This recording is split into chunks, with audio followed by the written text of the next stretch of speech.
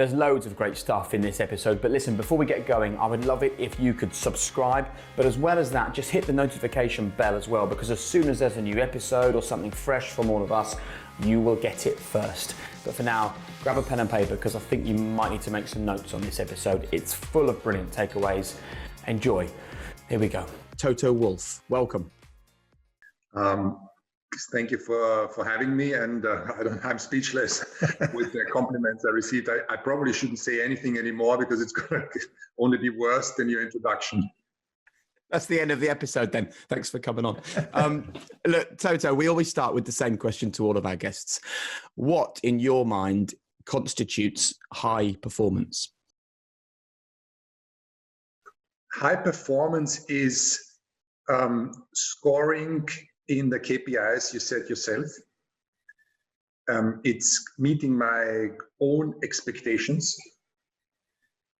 And that's pretty much it. I think what I'm doing is always trying to not do anything for anybody else's perception or anybody else's definition of success, but only for what I deem to be, for what I would judge as a success in my own life. And it's not only about the sport or business. It's the most important part is in having a successful marriage and a happy family life, and everything else comes just much further down the line. So if everything is about matching up to your own expectations, how honest are you with yourself? In my early business life, there was a motto we had in our investment company, and that was that for every startup that we looked at, we wanted to tell them the brutal truth, because it makes no sense to mislead anybody, and it makes no sense to mislead yourself. So I'm brutally honest with myself. Every day, I in the evening, looking at the mirror, washing my face or brushing my teeth, I judge myself and I say, how was today? Where do you think there is room for improvement? I never look at the positives in the same way than I look at the negatives. So if I can take you back to the beginning of your story then, Toto, that's a really interesting philosophy, that you always look at what you can improve as opposed to what you have achieved. Where did that mindset start to develop then? I don't really know. I couldn't pinpoint it to a single situation in my life. It has probably been part of my upbringing, always expect the worst. There is no positive surprises. There is only the risk of failure, and that's what has something that has followed me all my life. And it's not something that I'm doing on purpose, because negativity can be quite harmful. So finding the balance when communicating to others is sometimes a bit tricky, because I'm always seeing things from a half-empty glass perspective. And do you think some of that was shaped by the trauma of losing your father in your teenage years then? Yes, for sure, because it was not only losing my father, but losing a family situation, losing security. I think for a child or for a young adult, having a lack of security, and I see this with my children today, that safety is the most important, the feeling of being protected. If you lose that, it may probably make you it can make you a more successful person in terms of the definition that is commonly understood. As long as it doesn't go into really traumatic experiences, because there is a clear differentiation between trauma and how can I call it? Trauma is definitely a more severe situation, so yeah, definitely needing to grow up to take the life of my mother, my sister, into my own hands. And as long as I can remember, I only wanted to get out there and look after them, be able to earn my own money, and not be ever dependent again on anybody else. And do you think that drives you even today, all these years later, Toto? I think it changes. I'm trying to develop also as a human being. Certainly, I'm working very hard on reducing what is childhood memories and the real life today. I'm not anymore the boy that back in the day, and I don't need to carry so much baggage from the past into today's lives. But it's still there. It's still who I am. I acknowledge it. It makes no sense to try to ignore, because it is part of who I am, and that is sometimes difficult, to say the least. But it's also important to just accept that. Yeah, it's interesting when you talk about working hard to, at this age, not to be defined, if you like, by that trauma. I wonder whether there was a period where it was too much. Maybe when you were younger, it was still important because it drove you and it pushed you and it reminded you to always expect the worst, as you said. But there's a balance, isn't there? You don't want to be having that too strong, too heavy in your life. Yes, I would say you need to be careful. What everybody's perception of childhood will contain some kind of anxieties, humiliations, bad moments. And what is commonly seen as trauma is actually not real trauma, because real trauma is when you're in a war situation when you've seen abuse that leaves real scars that are almost impossible to heal. But what happened to me wasn't any of that. What happened to me will have happened to many people, and it's just what you make out of it. And today I'm able to see the positives, the positives that constantly push me, that never allow me to rest with the fear of that this may end and trigger negative situation. But while saying that, I'm totally I'm not a hostage of my job or a hostage of success, because that's not part what brings you ultimate happiness. It's just much more finding out what you actually want, and that changes. So I'm intrigued by that phrase that you use, Toto, around creating an environment of safety, that you said that all children need it, but equally it sounds that all cultures are built on this sense of psychological safety. So how do you go about creating that, both in your personal life and in your professional? In my personal life, it's not all one directional. I must say that today I have a wife, Susie, who is very strong in her own right. And when I'm vulnerable or not in the best need, and she's the one who keeps the ship steady sailing, and that's important. So our relationship is very much balanced. There's not one that would entirely rely his life on the other. It's both of us. And I have young adult children. I have a son that's 19-year-old that just finished his military service, goes to study in the US. And sometimes when I talk with him, it's becoming less of a father advises son situation, but also son advises father. And he comes out with things that are so intelligent and in a way surprising for me, but I'm also very, very proud. And the same with my daughter. So security is immensely important, and I'm trying to do the same in the company. I'm protecting the people, which I see a little bit like my tribe. We are on this joint mission, on this journey together, and part of my role is to have big enough shoulders to take some of the adversity that's hitting us. And I will try my best to never let anybody down in the team. And I think this is something that's being felt, but it's not something that I actively do. It's just something which is inherent, is part of who I am, and I don't feel any pressure with it. It's really interesting. So let's go back then to when you walked through the door at Mercedes. Had you decided the culture you wanted to create in that organization before you arrived, or did you arrive, take a look, make your decisions? I wasn't. I was how old was I? I was 40 years old, 39 years old.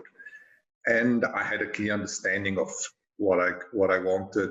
I've been with Williams for a while, been a non-executive director at Williams, looking at it purely as a financial investment.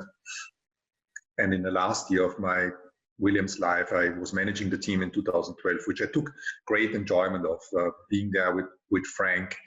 It was a solid year. We won a race with Pastor Maldonado against all odds. And that's why I always had a clear vision where I wanted Williams to be. And when I walked in the first time into Mercedes, it wasn't what I wanted it to be. What did you want it to be?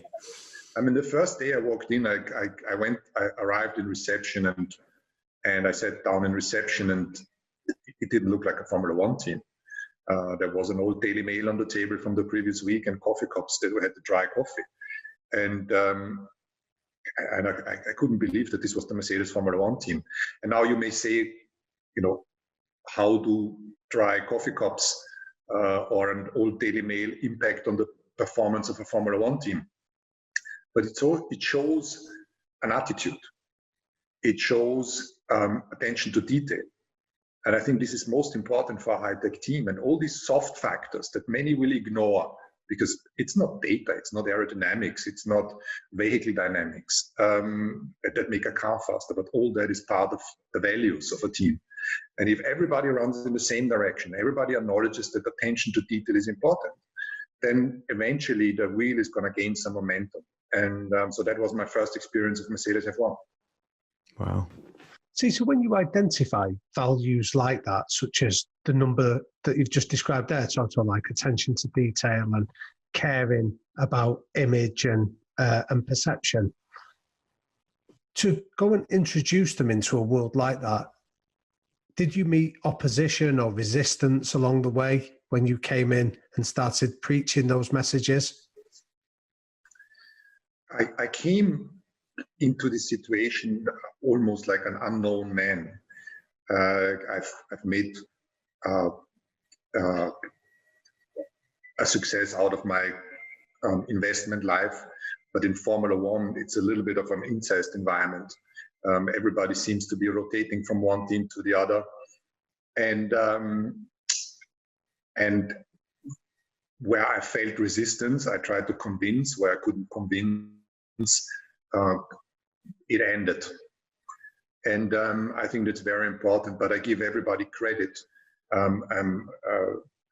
the chance to develop, to agree on a path forward. And sometimes I'm wrong. So I really like the discussion with competent people and come to a joint opinion. And I must say, when you speak about me setting the values, if you think you can change the world by yourself, unless you're Elon Musk, maybe, and also there probably we don't know any of the people who really make Tesla fly. Interestingly, as a marketing strategy, but also I have just a great group of people around me. I take much too much credit for their achievements. And creating the values was part of the leadership that I have today. I could name you 10 people that I'm actively engaging every week, and all of us played a part in creating the values. And what were they, Toto? So, if you were to summarize them, what were the most important values that you and your colleagues did identify as the path to success? Most important is character traits: integrity, loyalty,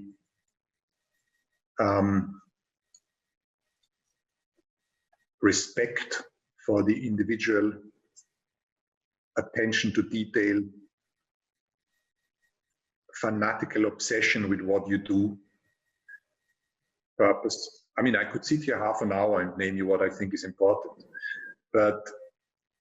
this may vary from person to person, but I would say this is the core skeleton of the team. And how do you impart what you want the team to be, how you want people to interact with each other, what really matters to you? Because we go into businesses all the time and there's big slogans on the wall, or they hand out a welcome booklet and it has the things written in it. There's no way of knowing whether that really impacts individuals. So what have you learned from the life you've lived to really make people understand and get to their heart, not just their head? I have always taken great enjoyment in studying psychology, something that was important for me to overcome my past, and is something that you can directly translate in your personal life, the interactions with the human beings you engage with, and obviously also the business life. And like you say, it's very easy to hand out a book or put it on a wall in a PowerPoint and say, this is how we are, this is who we are, and this is our targets. And if it would be easy, it wouldn't create a differentiator. And in that sport, it is important to actually live by your values. And I give you one example. The first day I had the opportunity to have a town hall in Mercedes. It was Ross and I. And Ross introduced me to the employees. And what I said at the beginning or at the end of my little monologue was that this time it would be very different, that there wouldn't be an ownership change every couple of years, because those guys were BAR, then Honda, then Braun, ran out of money, became Mercedes, had an Abu Dhabi investor, and then suddenly it's Nicky and I showing up. So not really stability. So I said, it will be different. This is a long-term shareholding. I will look after the team in a way that I will try to engage with Daimler, that we get the best out of this almighty brand and powerhouse, whilst protecting the culture of a mid-sized company that is Mercedes. And I made all these nice sentences, and very proud of myself, and then everybody left the room, and at the very end there was one guy from the machine shop, and he stopped at the little podium that I was standing on, and he said, "Nice words," and he left. And I knew that these people were, the history showed them that you couldn't rely on what the big cheeses told you. And it was part of my my mission to prove him wrong or make it different. And I enjoy just being with, just looking after the people and working with them. See, there's a trait that I picked up looking at your career history, Toto, which is, I think, underrated in so many different fields, which is about the art of patience. That when you go and invest, whether it's in business or whether it's in Mercedes now, that you seem to have that long-term perspective that stops knee-jerk reactions or boom and bust cycles. Would you tell us a little bit more about how you've developed that long-term perspective and that art of patience? I think when you would ask the people that work with me in the team, they would rather say I'm impatient because I want things changing now. I'm exercising pressure to the point where I think it's helpful and not beyond. But I get on with things. If I want to solve a problem, I pick up the phone. There's no postponement of any action. But on the other side, life has proven to me that sometimes the things that you want to achieve also need patience. And I enjoy that, to look for an outcome in my interaction with people or what I want to achieve for this team, and it happens. But it happens over time, and it's almost a self-discipline on being able to wait. And we're sitting here and talking, Toto, on the verge of the new Formula One season, where you will look to make it 8 double world championships in a row. I think if we spoke to almost every team principal in the Formula One paddock today, they would talk about attention to detail and hard work and making the team feel empowered. But you are the ones that have won 7 times on the bounce, constructors and drivers. What do you think has been the defining factor in that? How is your success so great when everyone else is doing everything they can to be successful around you? First of all, it makes me happy to hear these things now from the paddock. Clearly, some are just putting it on the wall with a PowerPoint and expect this to happen. But others are really embracing that. And I believe that all of us, we can increase each other's level. And you just need somebody coming in and then raising the bar, and everybody else is going to try to achieve that. And I have made that experience recently. But what is the differentiator? The differentiator is all those values that I could talk for a long time. It's that lead also to the camaraderie that we have within the team, that we are empowering, that we blame the problem, that we communicate around hierarchies in terms of quickly solving the problem. The Mercedes board that gives us unconditional support. And no politics. Politics you can do outside to make things go towards your direction. Yeah. No allowance for politics inside the team. No place for dickheads. The All Blacks mentality. So we use the phrase on the podcast, Toto, FIFO, fit in or F off. That rings true? That rings absolutely true. You can't embed the genius jerk. Another one that we had one time was an entrepreneur who joined us called Holly Tucker, and she said in her businesses she'd rather have a hole than an asshole. Yeah. You guys on the island in the UK, you're rather polite. So that's pretty straightforward. I tell you what I'd really like to hear from you, Toto, because all this is so fascinating, but I want to understand how it actually works. So could you take us back to, there aren't many of them, admittedly, one of the difficult periods or a difficult day, something going wrong over the last few years, and how you and the people around you dealt with that sums up what you do differently? I think we have this concept of the day we fail is the day that our competitors will regret. Because you rarely come away from a race saying, why the hell did we win? Everybody's in a bit of mood of satisfaction when you go and of course you analyze and you look at things, but you've done a good job. The car is good. Everybody has worked. But when you lose, you go away and say, why the heck did we lose? What went wrong? And you analyze in much more depth.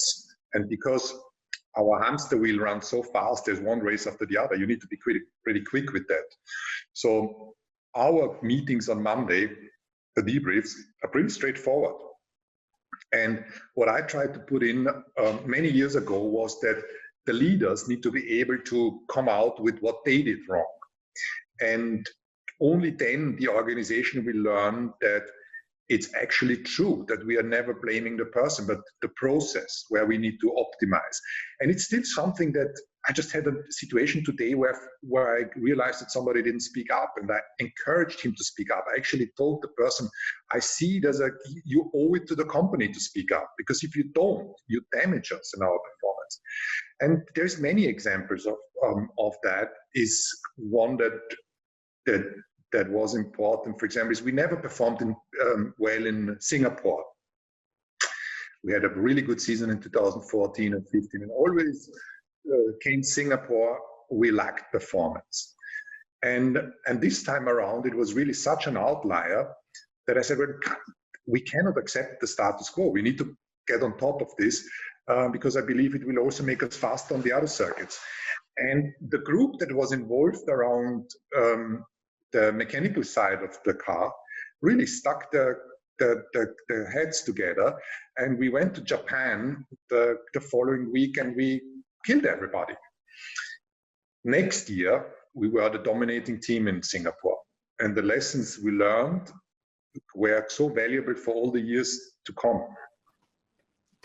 So can I ask you a question, Toto, that really intrigues me from what you're saying, that from the outside, from somebody that wouldn't understand Formula One, it's very much a technical sport, and yet you're describing the importance of people and people bringing their characteristics. If you had to apportion how much of your success then over the last 7 years has been down to people versus the processes, what would you describe that proportion to be? 100% people, because people make processes. And when you speak about the team or the company, you need to speak about all the people that work in the team. Everybody that's adding their part to the team's success.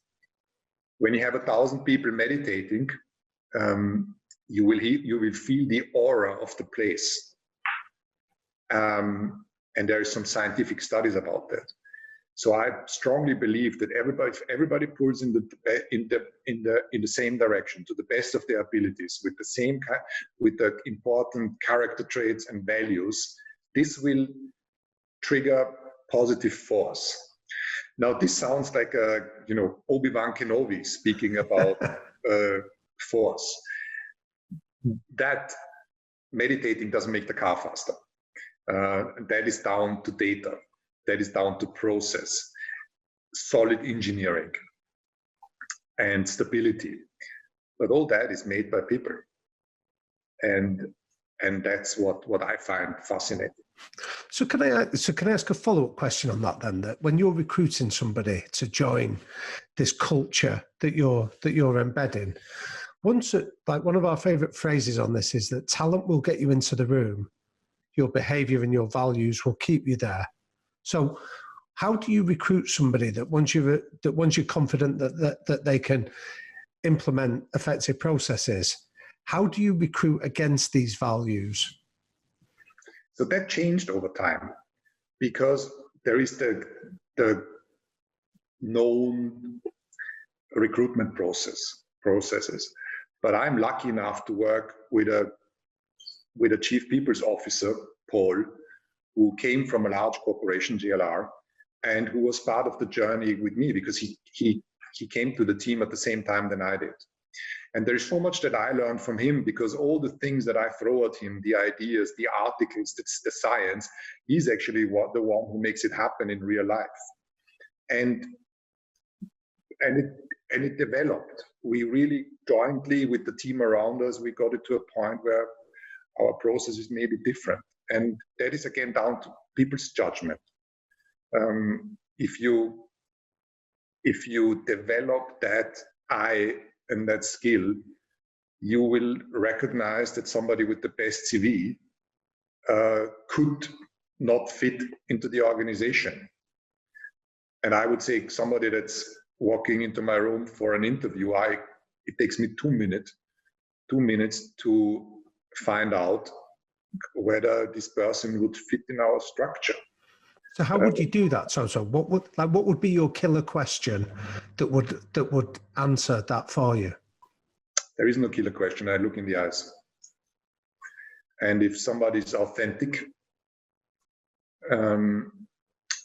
humble enough, whilst being ambitious, you feel that. You sense if the person is the missing link for that position. And have you, over time, not gone with your instinct? You've been sort of overruled by the fact this person's CV looks incredible, and there's a voice in the back of your head going, it's not right, but look at the CV, and you make the mistake and you learn from it? Yeah, of course, because I'm impressed by academic record also.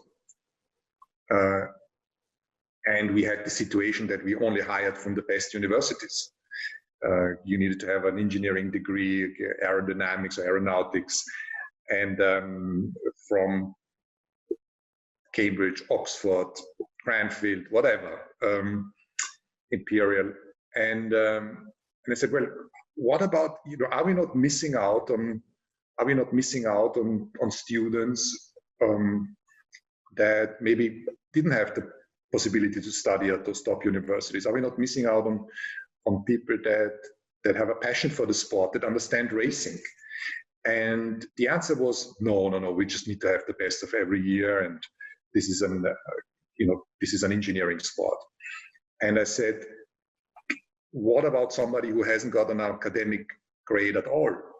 Well, impossible. We wouldn't even consider him to. Probably wouldn't even write him a response letter. I said, okay, that's interesting. So you would never employ such a person? No, we would never. I said, well, then you would have never employed me. No, that's different. That's different because you found us. So today, why we are really pushing hard for diversity in the team is that we are looking for diversity in opinion. And we are looking at universities that are not in the most privileged areas. We are looking at schools that are in a similar environment. We are working with the Mulberry Trust and the Mulberry schools to allow children that would never have access to STEM education or a job in Formula One to inspire them. And that is something that I take great pride in doing. But I failed in the recruitment. I also failed in the recruitment when I knew exactly I'm going to fail, but I needed to place that person in a strategic position to achieve a longer term outcome. Really? Explain that. Well, that's difficult because it's very personal. But sometimes in order to get the wheel turning, you need to make an obvious recruitment that looks like a solver of all the problems, whilst it's not. But necessary to achieve the next step. I see what you mean.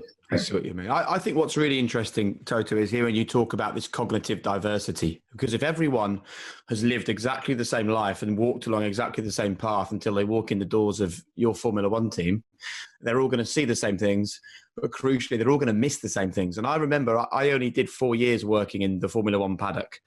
But I remember leaving, and my overriding emotion was that sport and that world and those people are wonderful. But if they took the blinkers off, being Formula One people, they would realize that there may be 20 or 30% what they could be, even though they were the best teams and the best people in that world. Do you know what I mean? Yeah, we are the victim of our own perception, and a common mistake in the hiring process in the old days. I think it's much more complex today and much more scientific when you hire people. But in the old days, people would hire applicants just like them, with the same kind of education, a similar background. They would dress like them. They would have the same hobbies. And of course, you get along with such a person much more than somebody who has a totally different background. But this is what you need to achieve what you need to do in order to have the variety of opinion, and not believe that what you perceive as being the ultimate truth actually is. And I like the concept of actually looking at it from outside and say, what can that person bring to the organization? So what would you say has been one innovation that you personally have brought into Mercedes then, Toto, from your experiences of running your own businesses outside of that world? Well, I don't want to talk about what I can bring in, but one aspect that is definitely something where I add value is persistence. I never let go. When I feel that there is an area where we need to, a political area or an area where we need to improve, I never let go. So one example would be? Sometimes you need to defend the interests of your teams against the other teams, with the regulator, Formula One, commercial rights holder, the sponsors, the public, and I may fail, but I'm not letting go.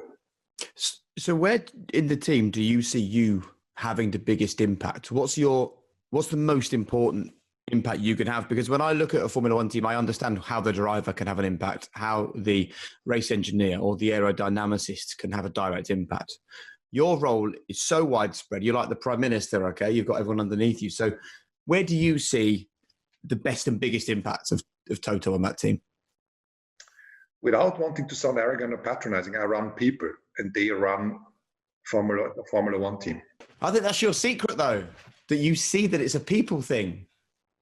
Absolutely, but I mean, we are all people. How could you ignore that most important factor? I would say that I care, and I think this is being felt, and I'm trying to provide a framework for the people to function best.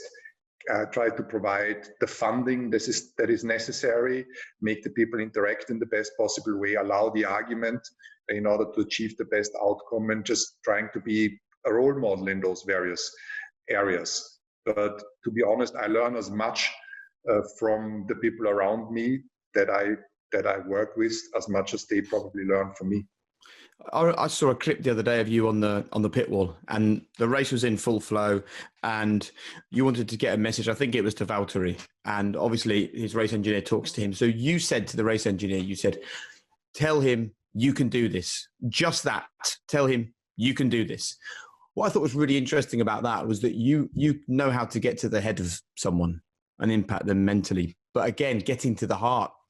I wonder how much that is innate, or what was going through your mind, actually, the few seconds before you told the race engineer that that was the message that driver in that situation needed to hear. I don't want to talk about that particular message because it's a very personal one, but I think it is, and it's not something that I invented, but I was just listening to someone else. But it's so important to put yourself into the shoes of the other person and try to understand what are the fears and the anxieties, what are motivating factors, what is the right message at the right time. And I often laugh about the situations where these people running teams, they go on the grid, they lean over to the driver, they, give him a shake. I mean, they haven't understood how that works. The driver sits in the car and it's just about to get out there, risk his life, be concentrated, and you're intruding that environment. But some may like it. I haven't seen any who likes it, but that's a different story. So I think it's just being able to comprehend the individual and what that person needs. What kind of support. It can be too much. Also, someone that is secure in itself, that knows exactly what to achieve, may only need support in very difficult times, and then it's more pull thing rather than me pushing. And I'm always ready to be pulled, and they know I'm there. Yeah. I think, though, that comes from you being really solid and confident in yourself. Because I think the example that you talk about there was someone leaning in moments before a race with the TV camera on and giving a driver a high five. That's not for the driver.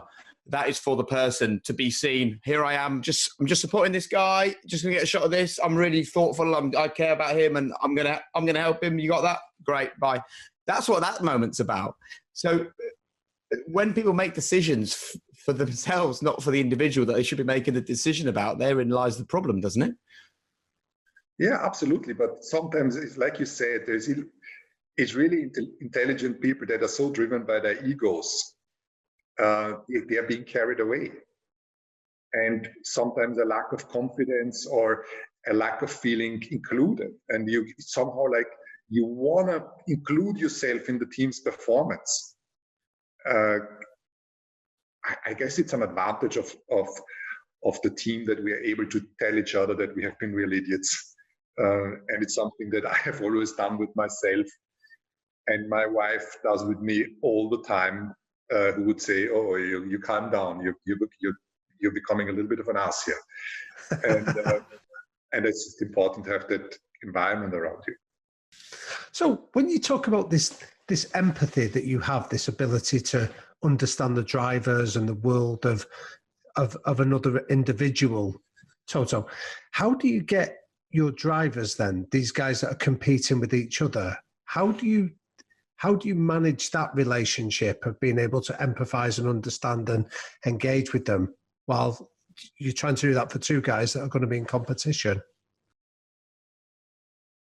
you have to recognize that the best ones are the edgiest ones in terms of personalities, behaviors. And this is not only in a sporting environment, but it's somehow compounded for sports people. I've seen many exceptional people I haven't seen many. I've seen a few exceptional people in business life, chief executive officers or engineers, bankers that have been really mind-blowing. None of them have been easy characters. All of them had complexities to their personality that you had to understand in order to deal with them. But with sports people, it's different because you're only as good as your last race. The pressure is enormous. Nobody else can really help you in that moment. And in a way, it's traumatized kids that have been put by the dreams of their parents into a go-kart at the age of 6 and letting them drive out there alone. And for sure, you need to overcome these fears. And all your life, you're alone in this car, throughout your sports career. And then suddenly you're being embedded in a big team and everybody tells you, you have to be a team player. And well, how can these people be team players at the beginning? They have never been told to be team players. They had to rely on themselves. And I think a great achievement of our group and Lewis and Valtteri, and also Nico to a certain degree back in the day, was that they really understood that in order for them to perform well, they needed the support of the group. And I think that is a big difference with the Mercedes F1 team. But I really like to work with difficult people and sports people because there's a lot to learn from them. And there is a reason why they are the best in their area. It's just so interesting. So do you think that prickly, difficult edge is necessary to be a high performer? Absolutely. Absolutely. I think, why can somebody push himself or herself to these edges, to accept failure, not accept failure, have failure and cope with it and stand up and become stronger. Drive a car on the edge, risking your life. Because unfortunately, we don't see this through the cameras anymore. But it's really risking your life. And go get up in the morning and train all day. Push yourself to the limits. Have the discipline in your daily activities, in nutrition, in training, in sleeping. Finding out how you function best in the constant pressure against being measured with your peers. I mean, you have to have that is a real skill, and it's a combination of nature and nurture. But there is only a handful of goats, and that is the reason. And what have you learned, Toto? Because we've spoken a lot about protecting people to get the best out of them. What have you learned about making the drivers feel protected to get the best out of them? What works for someone competing at that level? I think it's not only that I protect the drivers, but the drivers also protect the team. Because the moment the lights go on green, the driver is the final line of attack. They are burdening all the work, all the sweat and tears of a large organization. And in that moment, they protect the team. And I think with Lewis and Valtteri, it's that we know we can rely on each other. We won't let each other down. We can have pretty tough arguments with each other or discussions with each other. Sometimes we fall out, but we never want to divorce because we are best driver wants best car. Best driver needs best car, needs best driver. So we are on this journey. We are almost bound together. With duct tape. And that's why, no, not in the way that you think. And that, we, in a way, there is this Navy SEAL training, where I think they call it Health Week, where they put you together with your buddy into the ocean, and the only way of surviving is using each other's body heat, coping with the situation. And I think, and that is what we do, not in the same sense, we're not swimming in an ocean bound together, but we need this reliance on each other in order to compete. A few years ago, when Nico and Lewis were fighting for the title, it looked from the outside looking in like they had gone on different paths and there was a lot of friction between them. Is it sometimes okay to allow that? And did you feel that in that instance, maybe that could help to get the best out of one or the other, or both? I'm not sure it gets the best out of both, because that is negativity, and you still have to be a team player. If the debriefing room is full of negativity because the two drivers are hostile with each other, then that will spill over into the energy into the room, and that is not something that I will ever allow again. So did that happen, do you think? Yeah, that happened, but I couldn't change it because the drivers were hired before I came. Nobody actually thought, what is the dynamic between the two? What is the past between the two? I mean, there was a lot of historical context that nobody of us knew and will never know. And that's why this is something that we're looking at. How do the drivers work with each other? What happens in the case of failure of one and the other? We accept the annoyance and pain if it goes against one, but we're trying still to keep the positive dynamic in the team. And if it wouldn't function anymore, that's fine. If we were to fail again, that's fine. Then we're changing the driver line. But all of your years of experience and learning and empathy and understanding and protecting, that still wasn't enough to solve that situation. I imagine you tried. It was very difficult because I came into the team as a newcomer in Formula One, and Nico and Lewis have been in the sport for much longer. But still, I was able to create an environment where they had to respect the team, sometimes with an iron fist or iron grip. And they understood that they couldn't let us down. They couldn't let Mercedes down. When the events of 2014, where I felt there was some selfish behavior, I said, the next time you come close to the other car, your teammate, you think about the Mercedes brand. You think about single individuals in the team. You think about Toto Wolff, the CEO of Mercedes. Then that's going to change that's going to change the way you act. You're not going to put your teammate into the wall. And I always made clear that if this were to happen regularly, and I would see a pattern, then I have no fear in making somebody miss races. So maybe in some ways that period was a really important period for the team, because that's a place you don't go back to. Absolutely. I think the thing the drivers want the most is compete in a car. And you always need to be very clear that you compete in the car if you understand the team's game. And it's much more difficult because there's only two drivers in the team. It's not easy to find a replacement and a replacement on that level. But I'm prepared to sacrifice a race or two just to make it clear for all future generations who are going to drive for Mercedes that that's not on. In a football team, I think in football, it's a little bit easier. It's easier and more difficult. More difficult because you're having a squad of 20 or 30 people that are all difficult because they are the best or among the best. But then it's easier because the replacement is easier because it's 11. Sure.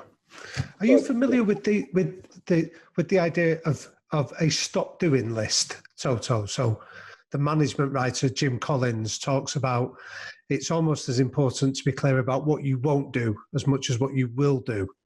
So that experience where you described the negativity and the conflict, is there anything that you added to a stop doing list that you made clear was unacceptable in your world?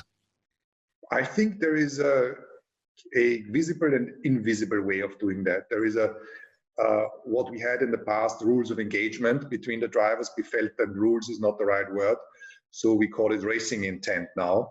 What we expect, how we expect the drivers to handle certain situations. But with the experience that we have today and the two drivers knowing the team, it's almost become something that is ingrained in the driver's mentality and in the team's mentality. But everybody knows that for me personally, having the responsibility of running this team, the responsibility towards the people and the brand, this great brand, there is a line until where I can go, and if you drag me over the line, I'm losing it in a way that, please don't take me there, because the outcome may not be what. I'm not losing it, actually. That's the wrong description. The outcome may something that could be less enjoyable. You know what, Toto, when we sit here and have a conversation as we have for the last hour, we spoke at the beginning about relentlessness and passion. And I get the impression that you are as passionate about this job and as relentless as the day you started. Where does that energy come from? It's not completely true, because there is a reason why not many teams win world championships. There is less who can do more than one. And I don't believe there is any that won 7 in a row. And the reason is that on a world championship level, and the reason is that great people meet on this journey, but great people leave, lose motivation or energy, get complacent, and if winning becomes a habit and is not something special anymore, this may create a negative spiral that eventually is going to make you lose. But we are not immune to that, and we know that risk is there. So we need to actively tackle that. We are bringing talent up. We're making people responsible in their departments and areas that have been more junior in the past. So it becomes their own success. We're trying to define objectives that excite, that people buy in, and we accept that nobody is able to perform 24/7 all the time and be the best himself or herself. But we have such a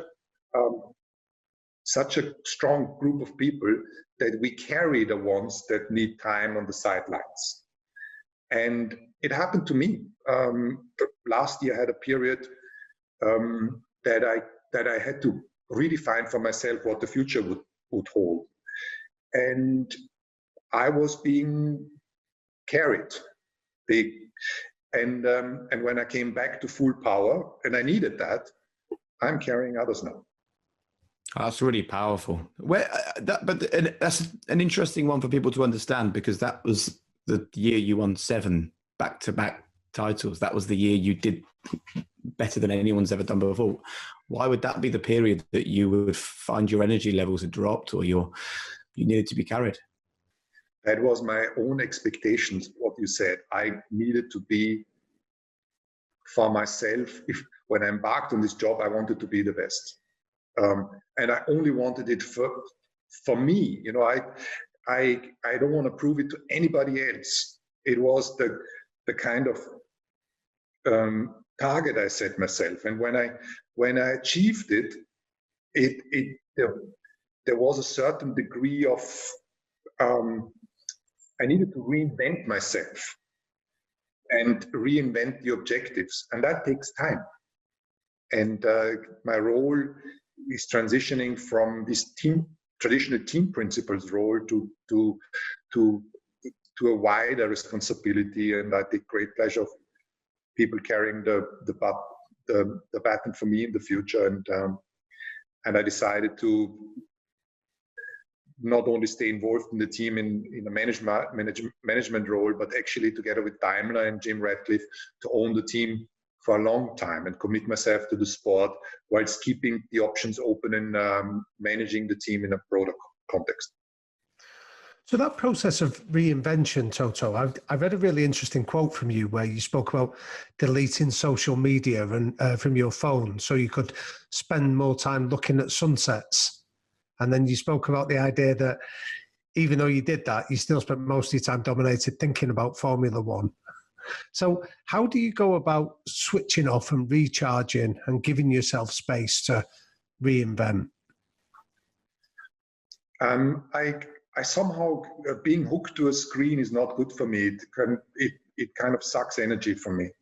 And I really enjoy when I'm traveling, just staring on the ceiling in the airplane. And I can do this for 10 hours. And because any kind of outside distraction doesn't work for me.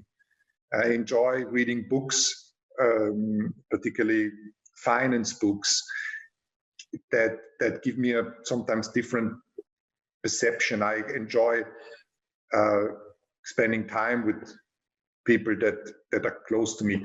Today, I'm in Bahrain here, and I had the opportunity to have some time with one exceptionally intelligent person, the Minister of Finance of Bahrain. And there's so much that I learned that it left me flabbergasted. And that is something where we gotta develop and learn new skills and a new understanding. And that is much more interesting than looking at somebody's Instagram posing, trying to make me look at them. I don't want to. I'm not interested in looking at somebody else's life. I love that. Listen, Toto, before we wrap up, we have a quickfire round. A few questions, and the first one is: what are the 3 non-negotiables that people around you must buy into?